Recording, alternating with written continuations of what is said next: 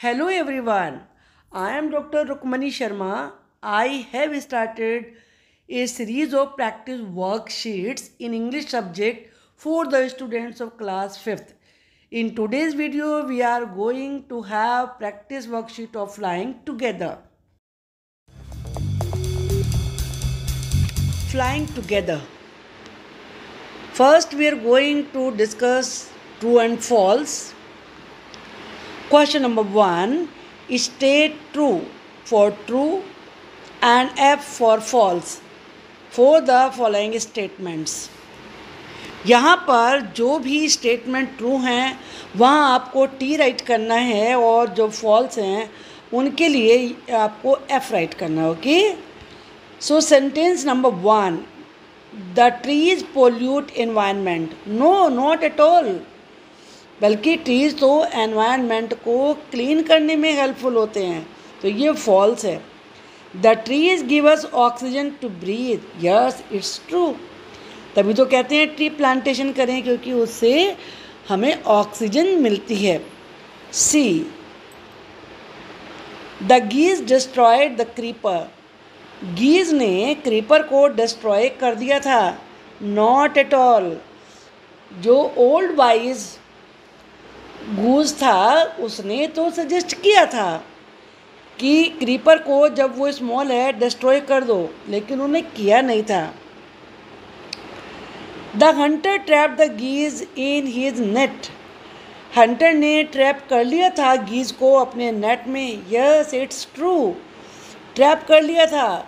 वो तो old wise bird की वजह से सेव हो गए थे. Now question number 2. In this section, ये एक तरीके से कॉम्प्रिहेंशन पैसेज है जिसमें कि पैसेज दिया गया है and you have to answer the questions reading this paragraph. In the evening the geese return home. They did not notice the net. As they flew into the tree they were trapped. So question number 1 is, when did the geese return home. वो घर कब लौटे. तो it is clearly written here in the evening. The geese returned home in the evening. Now second question, who are they? They किसके लिए use हुआ है.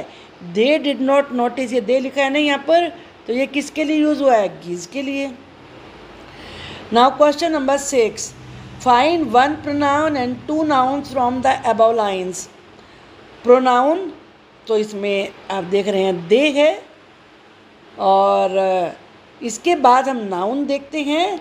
तो नाउन में हम सबसे पहले गीज, ये भी नाउन है. होम, ये भी नाउन है. तो इस तरीके से, और नेक्स्ट लाइन में आप देखेंगे tree, this is also noun. Net, this is also noun. तो आई हैव गिवन ए 4. आपको तो केवल 2 ही बताने थे. Now question number 3, short answer type questions. Question number 1, where did the wild geese live. जो वाइल्ड गीज थे वो रहते कहाँ थे. The wild geese lived in the top of the tree. Tree के बिल्कुल टॉप में रहते थे वो. What did the wise old bird notice one day. Notice means saw. Notice see और पास्ट टेंस में सॉ हो जाएगा. The wise old bird notice a small creeper. उसने एक स्मॉल क्रीपर को नोटिस किया और सजेस्ट किया. क्या सजेस्ट किया था. डिस्ट्रॉय करने के लिए. Now question number 6, how did the geese get trapped in the net. Geese trap कैसे हो गए नेट में. हाउ का मतलब क्या होता है, कैसे. The Hunter had spread his net on the top of the tree. Hunter ने अपना नेट स्प्रेड किया था, फैलाया था. कहाँ. On the top of the tree. तो इसलिए when the geese returned they were trapped. Now question number D, what did the old bird warn the other geese about. warn का मतलब होता है चेतावनी देना. ओल्ड बर्ड ने दूसरे गीज को किस बारे में चेतावनी दी थी. अब देखो यहाँ what है, यहाँ about है, तो इसका मीनिंग क्या निकलेगा, किस बारे में.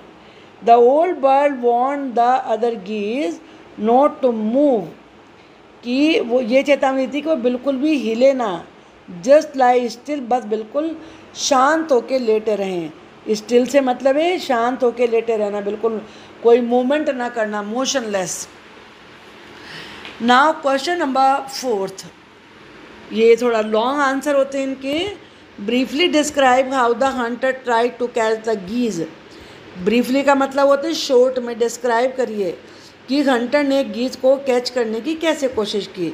The hunter climb to the top of the tree. Hunter tree के टॉप पर चढ़ा। किससे कैसे चढ़ा? With the help of the creeper. Creeper की हेल्प से। स्प्रेड हिज नेट, अपना जाल फैलाया, एंड वेंट अवे, और चला गया। तो इस तरह से उसने कोशिश करी, और जब गीज लौट के आए, when the geese return they were trapped. अब यहाँ पर कुछ लैंग्वेज बेस्ड क्वेश्चंस हैं।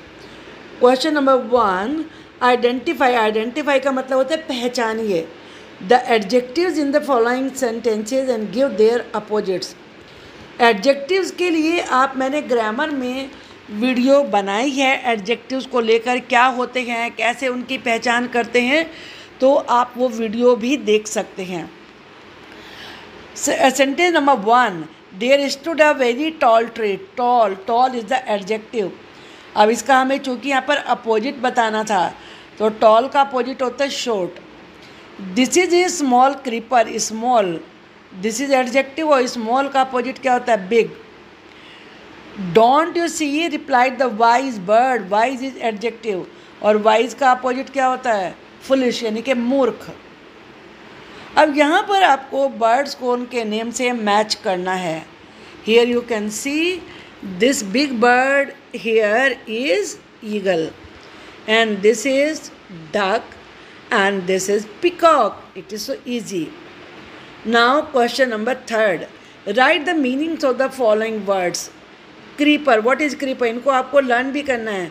Plant that need support to grow. वो प्लांट जिसे ग्रो होने के लिए सपोर्ट की जरूरत पड़ती है, वो क्रीपर कहलाती है। टेंडर का मतलब होता है बहुत ही सॉफ्ट, नाजुक। सॉफ्ट एंड डेलिकेट, कोई भी दोनों में से राइट कर सकते हैं। Winding, going in circular spiral course. Course का मतलब रास्ता है कि घुमावदार गोल गोल घूम के रास्ते पे ऊपर चढ़ना। स्ट्रगल, हार्ड एफर्ट्स, यानी कि बहुत ज़्यादा कठिन प्रयास। हिंदी में स्ट्रगल को बोलते हैं संघर्ष। Now see next question, here write the singular form of the following words. तो गीज का जो सिंगुलर फॉर्म होती है goose, mice, mouse, cacti, cactus, hunters, hunter, flies, fly, halves, half। तो ये आपने इसमें लैंग्वेज बेस्ड वर्क किया है। तो ये सारी चीज़ें बहुत ज़रूरी होती हैं आपको जब लैंग्वेज आएगी। Only then you can understand and you can write. I hope that this video is very useful and helpful for you to understand the chapter. If you like it, then please write a comment and press the like button, and subscribe the channel for more educational videos. Bye.